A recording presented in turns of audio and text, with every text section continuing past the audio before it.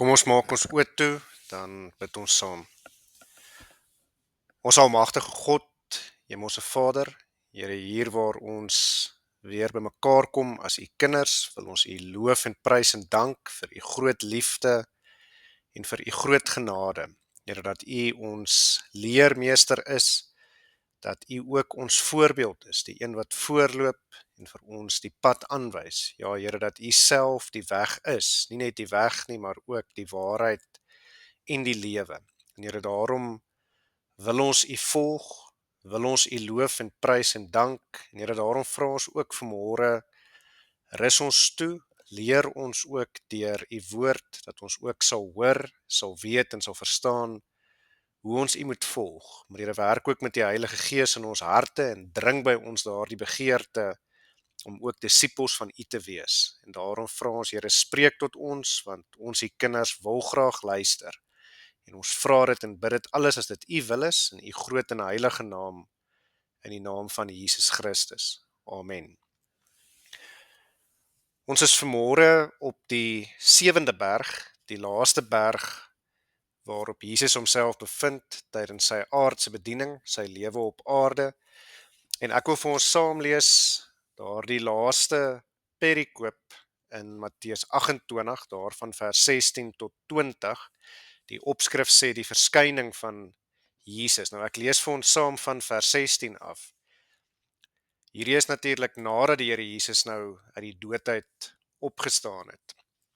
'n Rukkie later dan lees ons hierdie verse in Matteus 28. En die 11 disippels het na Galilea gegaan, na die berg waar Jesus hulle bestel het.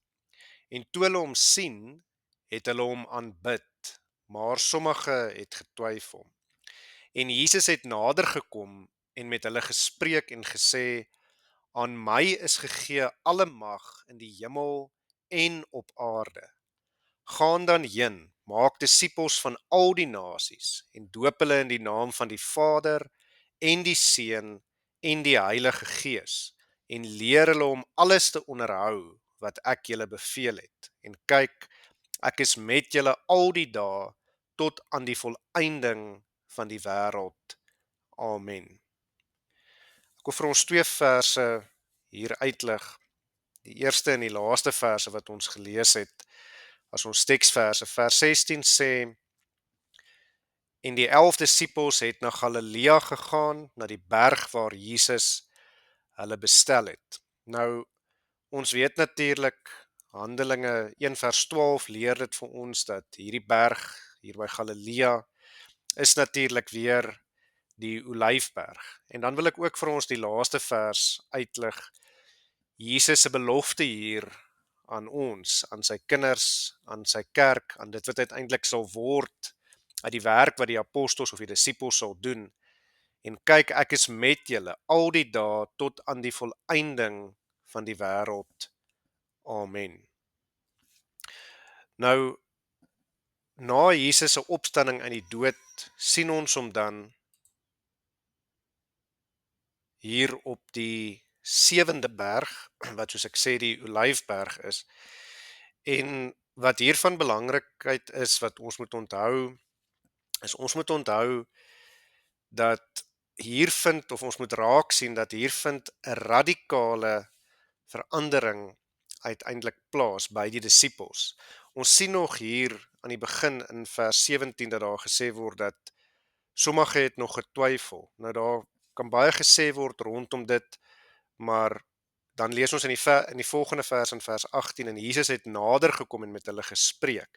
So miskien het hulle hom nog nie herken nie, miskien is dit die doel van die twyfel hier. Ek wil nie daarop ingaan nie, maar nadat uiteindelik Jesus hier met sy disippels in gesprek is, en dan natuurlik opvaar na die hemel toe, want hierdie is die gebeure, die woorde wat Jesus met hulle praat, direk voordat hy daar van die Olyfberg af opvaar na die hemel toe, dan weet ons natuurlik was die disippels almal bereid en het meeste van hulle ook hulle lewens gegee vir die waarheid van die evangelie.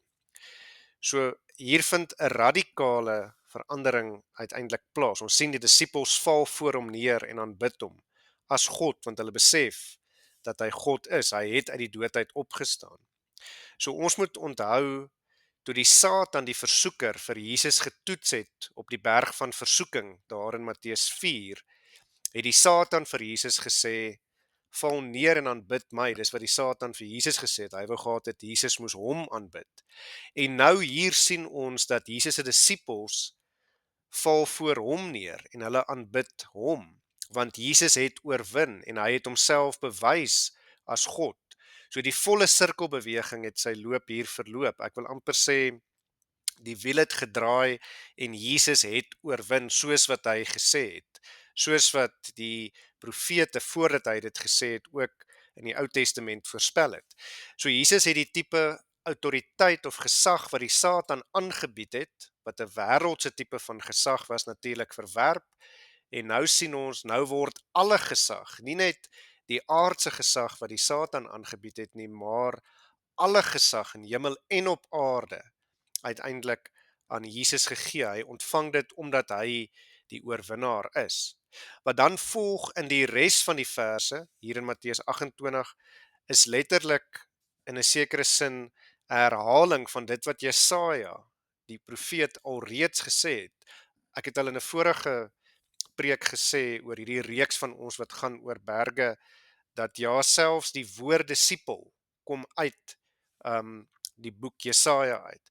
En nou sê die disippels vir Jesus, ons val voor U neer, ons aanbid U, ons gaan U volg, en dan sê Jesus vir hulle, ek wil amper sê, nou is julle gereed, nou dat julle werklik tot hierdie diepe besef gekom het, dat ek is God, en dat die waarheid van die evangelie dit is wat uiteindelik vrymaak en die ewige lewe gee, die feit dat julle in my glo, dat ek vir julle gesterf het en vir julle oorwin het, nou is julle gereed. En nadat hulle tot daardie groeiproses, daardie besef gekom het, nou sê Jesus vir hulle, nou stuur ek julle uit, hier van die berg af, hier waar julle uiteindelik nou weer sien dat hemel en aarde bymekaar kom, hier van die berg af waar julle weer bo is, waar julle die wêreld daaronder kan sien, waar julle klaarheid en helderheid het, hier van die berg af, uiteindelik is my opdrag dan nou aan julle, gaan dan heen en gaan maak disippels van alle nasies. Jesus het hulle toegerus, hy was die voorbeeld, en nou moet hulle uitgaan en doen wat Jesus uiteindelik gedoen het. Nou moet hulle gaan sê, dit wat Jesus gesê het.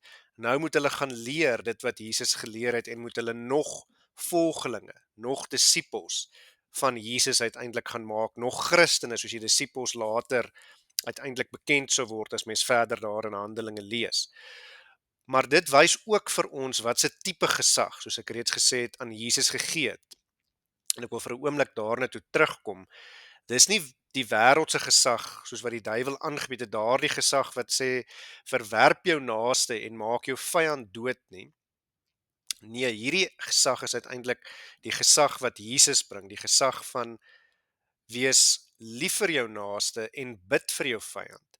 En dit wys nie net vir ons wat se tipe gesag Jesus het nie, maar dit wys ook vir ons hoe Jesus daardie gesag uiteindelik wat hy nou het, gekry het. Hy was bereid om homself vir sondaars, wat eintlik sy vyande is, uiteindelik te laat kruisig, sodat ons die ewige lewe kan hê wat hy vir ons uit genade alleen gee.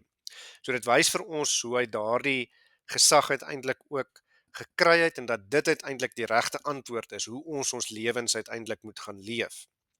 Ons moet onthou, eers het Jesaja, het Jesus gekom, en die koms van die koninkryk van die hemele aangebied.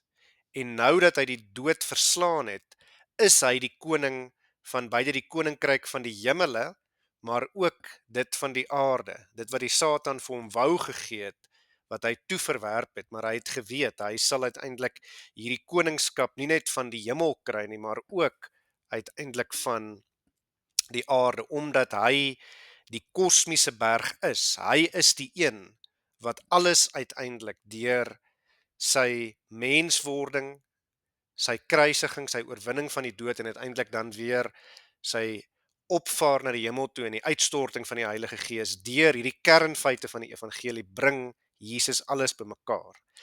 En nou stuur Jesus hulle dan ook uit die wêreld in, en hierdie opdrag geld natuurlik ook vir elkeen van ons. Ons is ook Christene, ons is ook sy disippels. Ons moet ook uiteindelik leer wat hy geleer het, leef soos hy geleef het en uiteindelik kerke gaan stig en mense daar doop. So hy sê vir hulle, gaan wees mense van die tuin van Eden. Ons is met hierdie lewe is ons besig om berg op te klim in 'n sekere sin terug na die tuin van Eden toe. So hy sê vir hulle, maar ook vir ons, gaan wees in die wêreld daar buite, in die donker wêreld, mense van Eden, gaan leef asof julle die berg reeds uitgeklim het en weer terug is in die tuin.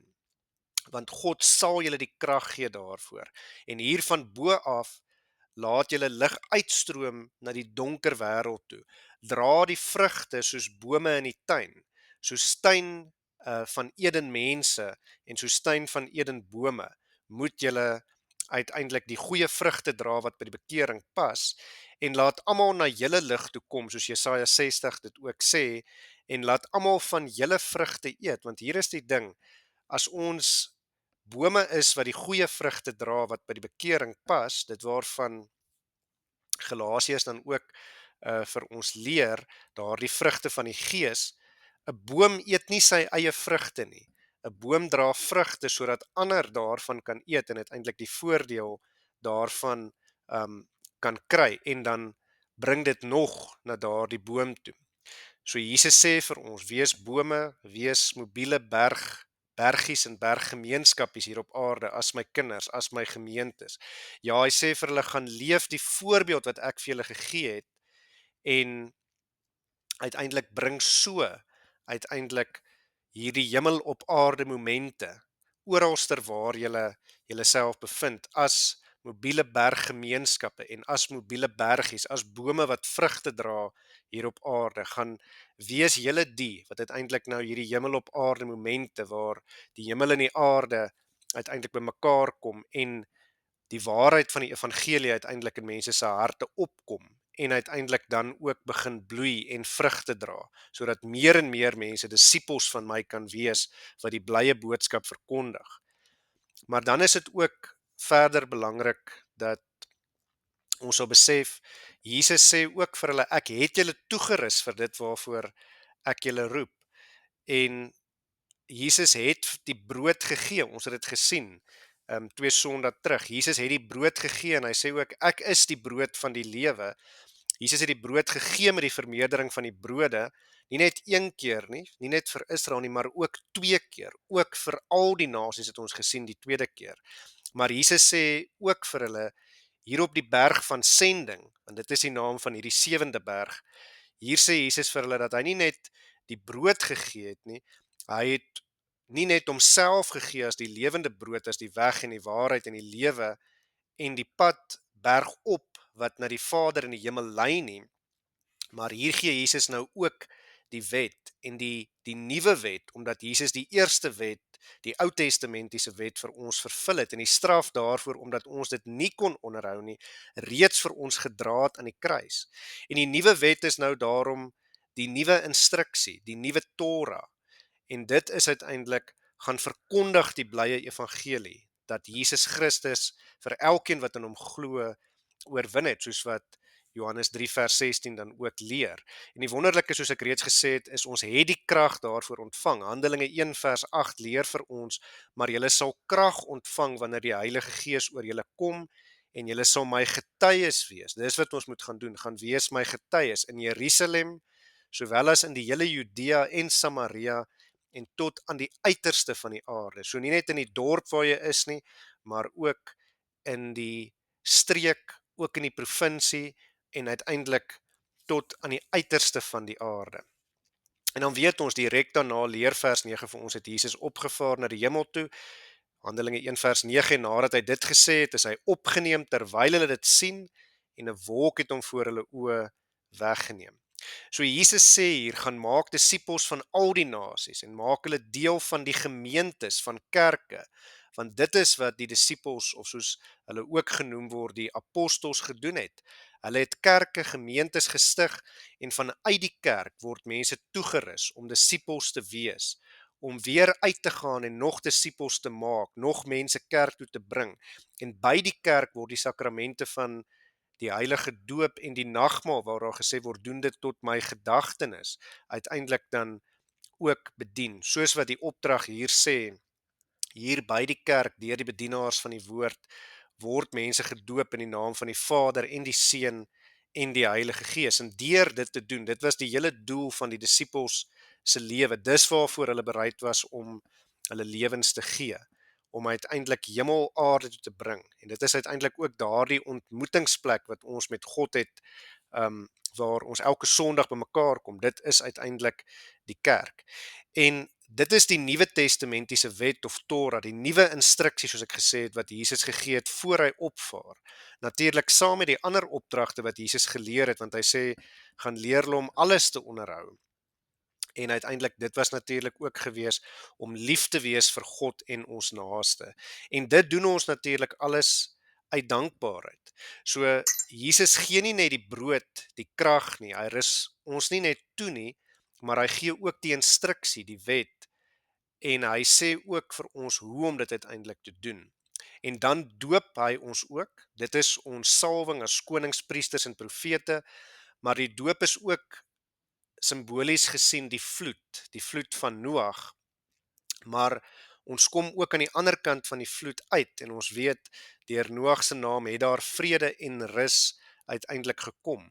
Vrede en rus omdat die doop ons juis verseker dat die Vader ons aanneem as sy kinders, die Seun ons vrygemaak het en verlos het uit die sonde en die ewige dood, sodat ons met die krag en die leiding van die Heilige Gees wat uitgestort is en in ons harte woon, juis omdat die Seun oorwin het, die taak wat die Seun voor ons gelê het, uiteindelik voluit tot sy eer kan gaan uitleef, om daardeur die lof en die eer en die heerlikheid wat hom toekom, dan ook aan hom te gee, om daardeur ons gehoorsaamheid aan God, soos Noag van ouds, uiteindelik te wys. En dit is ook 'n deel van ons dankbaarheid. So in 'n meer logiese volgorde, kom ons sê net dit wat ek sopas gesê het weer. So kom ons begin by die doop. So eerstens kom die doop eerste. Jesus doop ons ook met sy Heilige Gees en in die naam van die Vader en die Seun en die Heilige Gees. En Jesus sê, gee julle self in 'n sekere sin deur die doop en julle gesinne oor aan my. Hier sien ons in die gedeelte wat ons gelees het, Jesus se disippels val voor hom neer en aanbid hom, omdat hulle besef Jesus is God. Hulle glo dit. Hulle glo in Jesus en dit is waaroor dit gaan. Ons geloof, daardie genadegawe van die geloof wat deur die Heilige Gees kom. En dan uiteindelik sê Jesus, lê julle lewe af. Van daardie oomblik af, hierdie radikale verandering wat van hier af kom, van toe was Jesus se disippels, nadat hulle hom daar op die berg ontmoet en hy opgevaar het na die hemel, was Jesus se disippels bereid om hulle lewe vir hom te gee, om te sterf vir die evangelie. En hulle het ook later meeste van hulle. En dan leer Jesus en hy sê, leer van my en my voorbeeld en dan besef dat julle is toegerus. Ek het vir julle die brood gegee, ek het vir julle gesterf, ek het vir julle oorwin en ek het julle oorwinnaars gemaak en die Heilige Gees is uitgestort. Hy het in julle harte kom woon en hy lei en hy rig julle. En dis die opdrag wat vir ons gegee word. Moenie twyfel nie, maar gaan maak disippels van al die nasies. Ek het julle die krag gegee, julle is toegerus. En dan gaan wees gehoorsaam, doen wat Jesus beveel het, want hy, God drie enig, is met ons. Dis die belangrike ding. Hy is Immanuel, soos wat die verhaal van sy doop bevestig en soos wat die Ou Testament ook vir ons bevestig en uiteindelik soos wat ons dan ook leer, God met ons. Hy is die een wat nog altyd by ons was. Hy het saam met Israel getrek toe hy van die berg afgekom het, toe die teenwoordigheid van God van die berg afgekom het. Hy was altyd saam met Israel gewees en hy is ook steeds vandag nog saam met ons. En dit is waaroor berg 5, die berg van transformasie natuurlik gegaan het. Dit is uiteindelik ook wat berg 6 vir ons ook weer uitgelig het. En in die 7de berg hier in Matteus moet ons besef, kom al hierdie temas uiteindelik van al die berge van Jesus se bediening van sy lewe op aarde. In die 7de berg kom al hierdie berge bymekaar, kom al die temas bymekaar en word dit met mekaar verbind as een groot eenheid. En dit is belangrik dat ons dit sal besef. Jesus weerstaan die duiwel. Hy rus ons toe. Hy is die onderwyser wat ons geleer het op die berg van onderwysing. Hy uiteindelik kom wys vir ons wat die toekoms inhou in die berg van Apokalips, van die berg wat vir ons vertel van die dinge wat sou volg, en hy gee vir ons die krag en dan stuur hy ons uiteindelik uit. So dis een groot sirkelbeweging en alles kom uiteindelik by mekaar. En kom ons sluit af. Hier is die kern en die belangrike. As ons dit besef, as ons besef wat hier gebeur, dan besef ons opnuut weer dat die Bybel is nie 'n mensgemaakte storie nie, maar dit is geskiedenis, 'n ware verhaal. Jesus het vir ons gesterf, Jesus het vir ons oorwin uit genade alleen. Jesus het ook, nadat hy oorwin het, vir ons as sy kinders 'n opdrag gegee, as sy kinders hier op aarde, om hom te verkondig, om Jesus die sentrale en die kernpunt van ons lewens te maak, om hom nie net te verkondig nie, maar om te verkondig met woord en daad. En dit beteken dat ons uiteindelik moet gaan leef soos Jesus geleef het, dat ons daardie bome of daardie berge moet wees, uiteindelik wat hemel en aarde bymekaar bring. En die belangrike is weer dat ons sal onthou, Jesus het ons daarvoor toegerus. En as ons dit besef, dan sal ons nie anders kan nie. As ons dit besef, sal ons lewens van dankbaarheid leef, wat in alles wat ons doen, die lof en die eer en die heerlikheid aan God bring tot in alle ewigheid, omdat die lof en die eer en die heerlikheid hom toekom tot in alle ewigheid. Amen. Kom ons maak ons oë toe, dan bid ons weer saam. Ons almagtige God, Hemelse Vader, Here, ons dankie en ons loof en prys U vir U groot liefde en vir U genade.